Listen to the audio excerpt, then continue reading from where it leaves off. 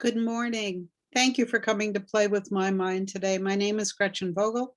I've been a practicing mystic, psychic medium, channeled, and been an author for more than 4 decades. So today we're going to continue with the death series, and we're going to talk about the near-Earth deceased experience. And this doesn't mean we're ghosts. I'm not talking about ghosts. I'm talking about choices that we can make when we're first or newly deceased. Now, how do we operate in the world of spirit? Well, the deceased have taught me so much. They say that their body feels as real to them as ours does to us. Their body is a holographic projection by their mind of the body that they had in the prior life. Of course, everybody changes it. So, or younger, an ideal version. We could project a different image, but most people don't right at first. So then we may be younger, we can change our clothes. I mean, it's easy to change the projection of the sensory memory body. And it does have many of the layers of mind with it. But I'm going to talk about that in spiritual emotions when I get into how we are bundles of energy. So that's going to be over in that playlist. So I was given a wonderful description of what our senses seem like from a deceased teacher who is very organized. She said that sight is not dependent on light for her. When she is with her husband or children, or even looking at a beautiful sunset, she sees it with her mind. And I guess we would call this the mind's eye. She has no trouble with seeing. Even at night, she perceives what she is experiencing the same way that she did in life through her eyes. She said the sense of smell is very acute for them. It happens in much the same way when her husband is cooking bacon and it's just beginning to warm up. It has a certain smell, and then when it's crispy, it has another smell. So she said that smell, she can smell flowers, she can smell perfume. And again, it's more based on the memory of knowing what it smells like than taking in the sensory information, perhaps the way we would with our physical body. But it still is informative in the same way.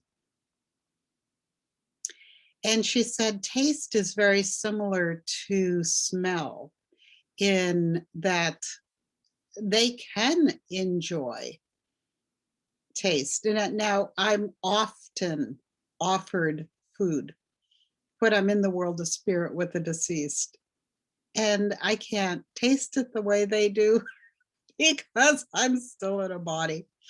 I mean, when you have these giant like coconut cakes made for you by a beautiful Southern grandmother, and you can't eat them. And I worked with a couple from Taiwan, and she presented me with such beautiful pastries, I guess, that are dumplings, kind of sweet dumpling things. And, I can't enjoy them. So that's very sad. Anyway, she said the most acute sense that they have is a sense of hearing. That's why so many deceased people tell me that they're enjoying concerts. Of course, they don't have to pay for them or fly anywhere to get there. They can just get there without an airplane. Music is tremendously enjoyed by the people who are still near the earth. So I tell my clients to play the music that their loved ones enjoy. She said the one sense that they don't have, that she can't relate to, is the sense of touch.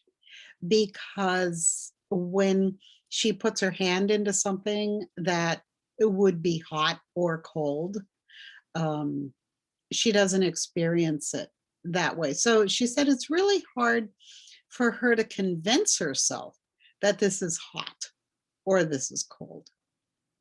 So let's get into why we would stay near familiar people, places, and things when we first transition out of our physical body. Well, it really has to do with self realization. And self realization, as I may have said before in one of my videos, is simply understanding that we're still ourselves in our present, even though we're outside of our physical body. So let's look at why we would stay near the earth. Well, there are several reasons, particularly with people who have very sudden or tragic deaths. They will need to process the manner of their death. Now, not everybody has to process the manner of their death. I mean, depending on the awareness of your mind during the transition, you very well know how you got to where you are. You very well remember how you crossed over. You remember your greeters. You remember how they informed you. But there are people, in the case of car accidents or violent acts, where they may not achieve self realization immediately. And so they may need to stay near the accident site for a while. There, uh, many many people watch how their physical remains are disposed of. They're very aware of their funeral, of the people who come. They're there. Of course, they're there. Where else would they be? Right? Or even the cremation. It's, they want to make sure that, well, not make sure, because they really don't care. But it is in the process of sort of resolving their physical remains that a lot of people, most people are interested in that. Some aren't. Some really don't care. Anyway, another reason to stay near familiar people and places and things is until we get our sea legs. There's no reason to move on right away. There are no rules about how we achieve self realization, how we assimilate the manner of our death, how we assimilate the events in our life, how we heal from the manner of our death, how we heal from the events in our lives, and how we progress beyond the life that we've experienced this time. There's no rush, there's no hurry. It's all choices. So, another reason that people will stay near the earth is to perhaps be a consolation to the living, because the deceased are completely aware of us. The deceased don't feel like they've lost us. We're the ones who feel like we've lost the deceased. They are with us. They are present as they can be. Now, sometimes our emotions may form a barrier, so they can't get in really close. If we're really, really distraught, we're putting off energy. There was a woman who said that she died very suddenly on Christmas Eve, and she was a lovely woman in the small town that I lived in and did a lot to help people. So The church was so packed. Of course, this goes back pre-COVID. The church was absolutely packed with people who were grateful, including me. And she said she couldn't even really observe the service because the grief of the people kept her away, which is not to make us feel guilty. It's just the way it is. Sometimes if we can understand that we're still in relationship with our deceased loved one, even though we can't experience them through our physical senses anymore, it really does help them. I've been told that when we pray for them or send them love, it's like champagne to them. I mean, there's many things we can do to be welcoming to our deceased loved ones. You know, to think of them with love, to remember the good memories for them, to imagine them completely whole and healthy is a tremendous gift to them. And they can stay near us as long as they want to. And again, this doesn't mean they're ghosts. Now, most people do go on to what I would call higher realities or more energetic realities, and then they can come back and visit. So, like I said, there are no rules. A lot of people stay near the earth because they want solitude in order to process that or begin to assimilate. Assimilate just means translating experience into knowledge. It's kind of a long word, but process is the shorter word for it. So, for example, somebody who loved the ocean or somebody who loved the mountains would find a beautiful, secluded place to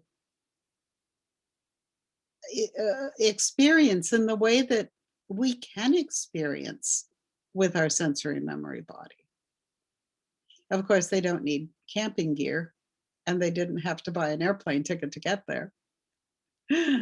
Um, so, solitude in a beautiful part of nature. I mean, can you imagine being able to follow a pod of whales or experience the dolphins?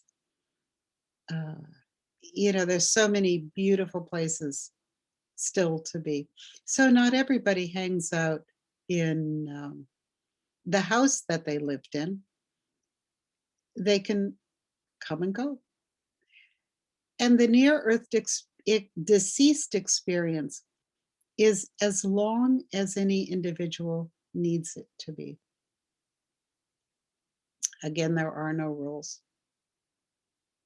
So I think I'm going to stop this here.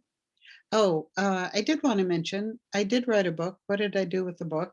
I have the French version of it right here. Hang on, let me grab it.